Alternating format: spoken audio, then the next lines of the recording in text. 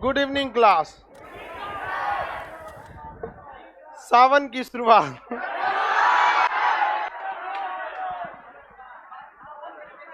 सावन हो बारिश ना हो तो फिर मत। हाँ, वैसे भी आज बारिश बहुत जोर से है और रात में बहुत गर्मी था, नहीं था? उमस था बहुत, दिन भर से ऐसा था। तो ज्योग्राफी में पढ़िएगा लोग कि जब भी उमस होती है तो उसके बाद बारिश क्यों हो जाती है। ठीक है, उधर गर्ल्स लोग को एडजस्ट करो जल्दी से। अंधेरा अंधेरा क्यों है? लाइट बंद है क्या बीच में का कहीं का?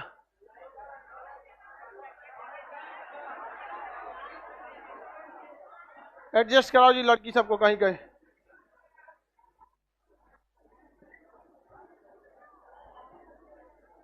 जिनका जो आज क्लास नहीं आ पाएंगे वो मोबाइल पे देख लेंगे लोग। ठीक है, यही तो तुमको चोट लग गया था सुबह, देखिए। अरे बेचारा श्याम सुंदर को चोट लग गया, बता, देखिए। अरे खुश रहो कुछ। अच्छा चलो कोई दिक्कत नहीं, बस थोड़ा सा लगा, ठीक है। तो लड़का सबके लिए चलो। श्याम सुंदर को लग गया, बता। जब हम सुने थे कि तुमको चोट लगा, हमको सुबह से मन नहीं लग रहा था।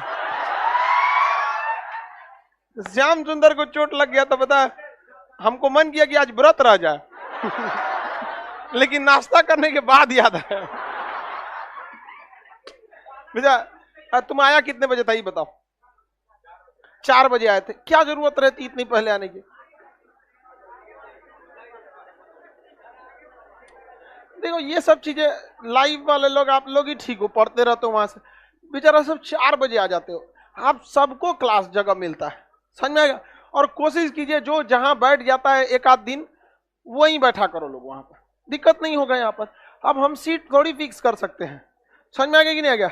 जैसे यहाँ पे देखो ये बकलोलिया सब एकदम फिक्स है, यहीं बैठती है सब। तो हम यहाँ सीट नंबर 1 2 थोड़ी लिख सकते हैं, बकलोलिया लिख देते हैं। समझ में आ गया कि नहीं आ गया? बकलोलिया 1 2। तो वैसे ही कोशिश कीजिए लोग कि जहां आप बैठते हैं ना वहां पे आप लोग एडजस्ट हो जाइए, इससे थोड़ा आप ही लोग को सहूलियत होगी। समझ में आया कि नहीं? आज लड़की सबको या कोई लड़का लड़की लेट आए तो आज कुछ मत बोलिएगा लोग जी, बारिश हुआ है बेचारा। आज कोई लड़का लड़की लेट आए आज के दिन, बस बारिश हो रहा है इस वजह से आ जाने देना, ठीक है? या कहीं कहीं एडजस्ट कर देना। कौन सी पढ़ा रहे थे जी? आज आप लोग को पीडीएफ देना था, लेकिन बारिश हो गया इस वजह से ऑफलाइन वालों को पीडीएफ नहीं मिल पाएगा, लेकिन ऑनलाइन वालों को पीडीएफ मिल जाएगा। ऑनलाइन वालों को पीडीएफ दे दीजिए। पीडीएफ केमिस्ट्री का फर्स्ट पीडीएफ हो जाएगा। फर्स्ट तो मिल ही गया होगा बाबू। बॉय लोग की एक खराबी, लड़की सबके पीछे एक जगह छोड़ के रखा। आपको इतना तो बुद्धि होना चाहिए, बारिश हो रही है बेचारी जिसको कहीं कहीं लेट हो जाता होगा, इतना तो बुद्धि है ना। लेकिन बुद्धि नहीं रहता है सबको। आज बजा के वही लड़की वाला सीट पर बैठ जाएगा, मार दिया करो लोग, बकोट लो इसे। हाँ तू मत बकोटना, भगलोल कहीं की बकोटे की तो चलिए जाएगा यहाँ पर। हम छोटकी छोटकी लड़की सबको बोले सब बोलबो करेगी, से कोई दिक्कत नहीं।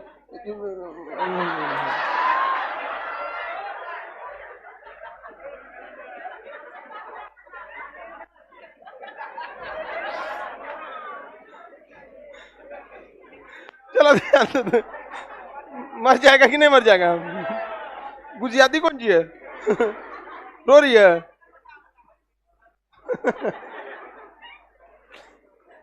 चलिए अब हम लोग देखते हैं केमिस्ट्री जहां तक बताए थे आज उसके आगे बताते हैं। सब लोग एडजस्ट हो गया बाबू? बाबू जाओ ना एडजस्ट हो जाओ। जीत क्या करता है सब गधा सब, इस सबको बैठाना पड़ता है। बताओ यहाँ पे बारिश होके गड़बड़ा गया, अभी सब मिठाई लेके आ रहा था, सब रिजल्ट आया ना दरोगा वालों का, बारिश गड़बड़ा दिया आज, न तो आज मेरा फ्रिज भर जाता। अब हर सावन काम हो गया रहता उतने से, यहाँ अब बारिश जाके गड़बड़ा दिया। यहाँ पे बारिश बाद आएगा। चलिए बाबू, हम आपको कल बताए थे न्यूक्लियन वगैरह चीज बता दिए थे। देखिए पदार्थ के अंदर केवल इलेक्ट्रॉन प्रोटॉन न्यूट्रॉन के अलावे भी बहुत चीजें होती हैं, लेकिन इलेक्ट्रॉन प्रोटॉन न्यूट्रॉन ये अस्थाई मूल कण है। जैसे दाल चावल रोटी सब्जी अस्थाई भोजन है, उसके अलावे चटनी पापड़ सलाद कुछ कुछ बनाते रहिए, वो लगा नहीं समझ में आ गया कि ना। लेकिन ये सब चीज क्या है, मुख्य रूप से समझ में आ रहा है कि नहीं। इसी कणों के अंदर कुछ एंटी पार्टिकल पाया जाता है। एंटी पार्टिकल उसे कहते हैं जो एक दूसरे को नष्ट कर सकता है। इलेक्ट्रॉन का उल्टा होता है पॉजिट्रॉन। अगर इलेक्ट्रॉन आ गया और पॉजिट्रॉन आ गया, दोनों एक दूसरे को क्या कर देंगे, खत्म कर देंगे। तो वैसे कण जो एक दूसरे को नष्ट कर देते हैं क्या कहलाते हैं, एंटी पार्टिकल। हिंदी में प्रतिकण कहते हैं। क्या कहते हैं, प्रतिकण। इलेक्ट्रॉन का प्रतिकण कौन होता है, पॉजिट्रॉन। क्या होता है, क्या होता है, पॉजिट्रॉन। समझ में आ रहा है कि नहीं आ रहा, किसी को कोई दिक्कत नहीं। बाबू बताइए, न्यूक्लियन में कितने तत्व हैं, कितने कण, कौन कौन, न्यूट्रॉन और प्रोटॉन। समझ में आ रहा है कि नहीं आ रहा, कोई दिक्कत आप लोग को, कोई दिक्कत, चलो ध्यान से समझ लो। और ऐसे मूल कण में तो बहुत सारे कण होते हैं। अस्थाई मूल कण में 3। एक तो मीडिया वाला ना लड़कों का इंटरव्यू ले रहा था, तो पूछा कि न्यूटन के कितने नियम, तो कह रहा है 3। कहा कौन कौन, तो कह रहा है इलेक्ट्रॉन प्रोटॉन न्यूट्रॉन।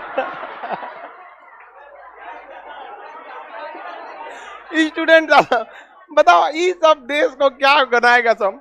अच्छा सोचो, अगर ऐसा आदमी अगर गलती से डॉक्टर बन गया तो किडनी के ऑपरेशन के टाइम ना भेजा खोल देगा। मतलब फिजिक्स का उठा के कहां लेके चला आया। देखो सीधे चल गई।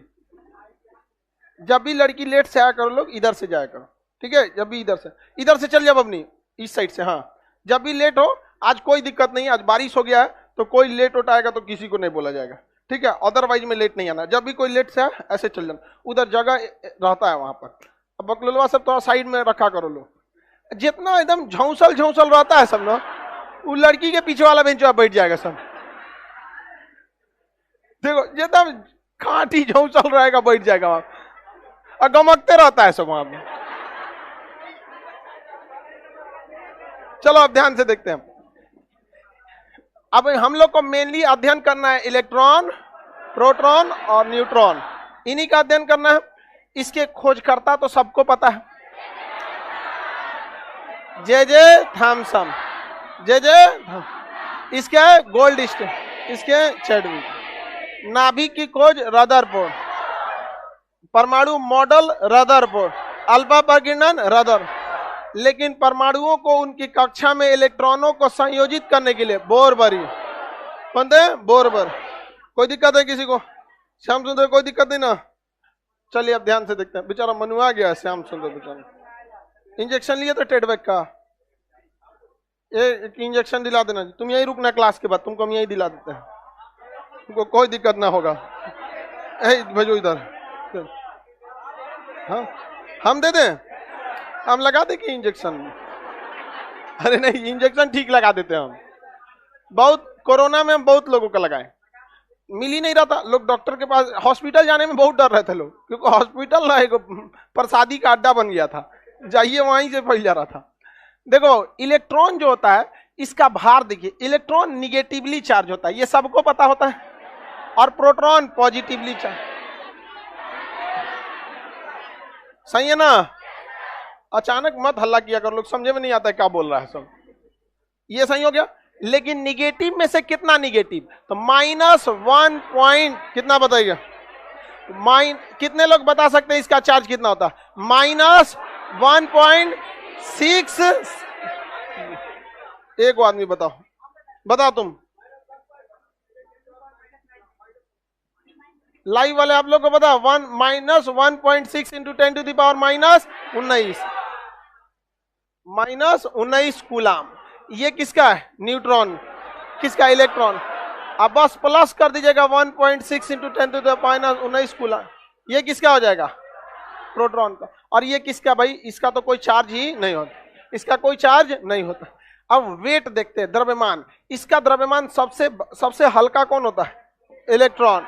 9.1 इंटू 10⁻31 kg, -31 kg यूनिट। इसका तो कूलाम होता है, मात्रा केजी लिख देते हैं, नहीं तो गड़बड़ा जाएगा। तो इसका किसका, प्रोटॉन का। ये इलेक्ट्रॉन से थोड़ा भारी होता है, और सबसे भारी कौन होता है, न्यूट्रॉन।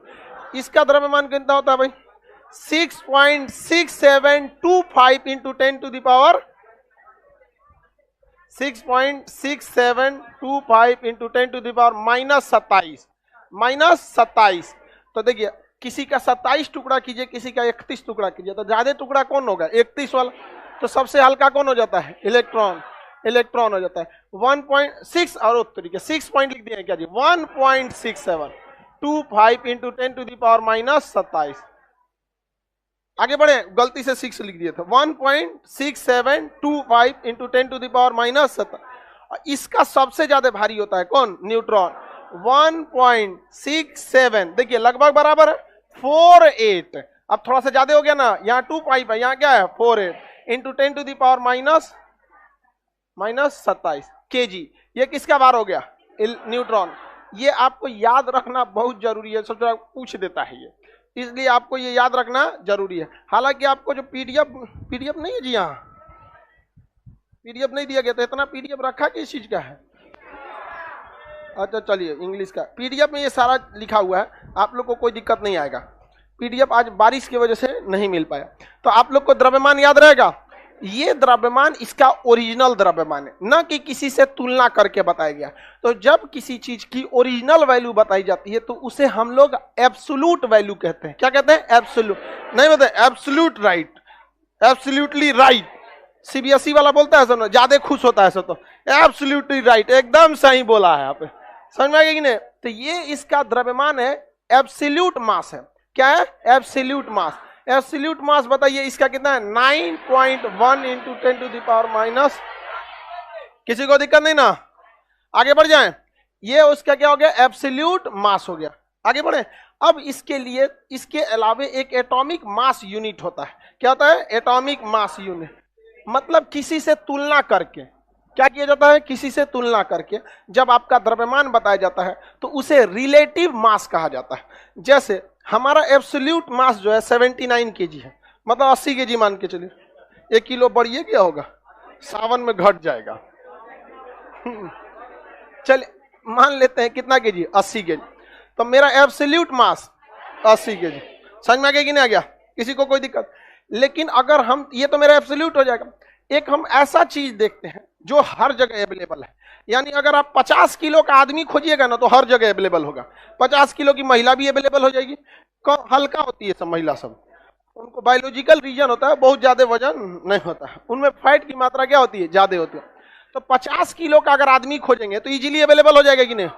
80 किलो का खोजेंगे तो इजीली होगा।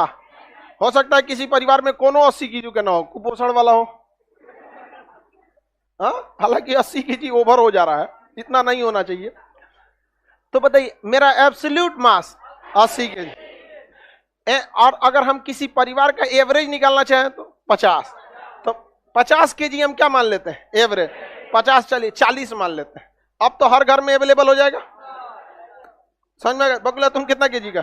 40 का है तरीका। बकुला एकदम 40 केजी का, बहुत हल्का है तुम। आंधी उधी का सीजन चल रहा है, ठीक है, इधर उधर नहीं घूमना। तो बताइए हम एक एवरेज कितना मान लिए? तो 40 केजी का हर जगह आदमी अवेलेबल हो जाएगा।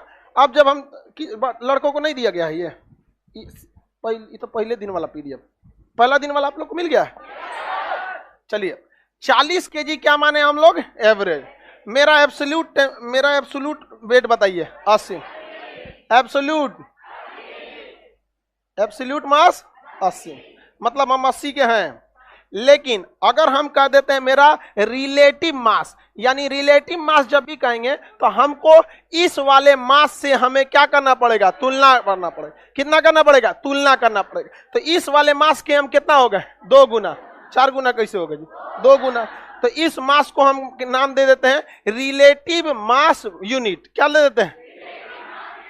या फैमिली मास यूनिट नाम दे देते हैं, कोई नाम दे देते हैं।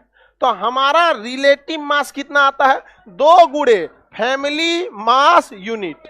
नहीं आ जाएगा? 2 गुणे फैमिली मास यूनिट। किसी को कोई दिक्कत? तुलना करके निकल सकता है कि नहीं दिक्कत? या आप इसको x मानिए, y मानिए, कुछ भी कीजिए, तो उतना को यहाँ रखना पड़ेगा, उससे उतना गुना हो गया। समझ आ गया कि नहीं आ गया?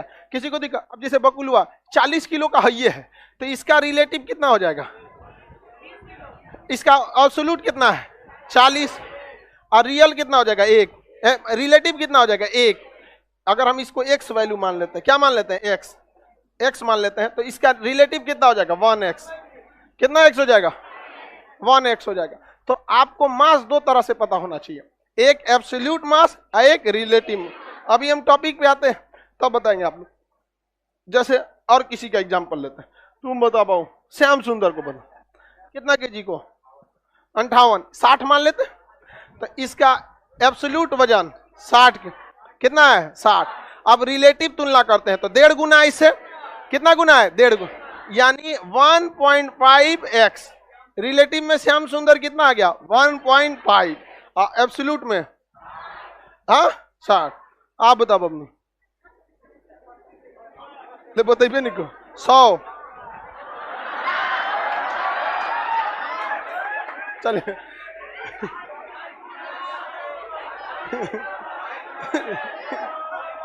ए ध्यान दिया करो, तीनों एक के बेंच पे है सब, तीनों हैवी है सब।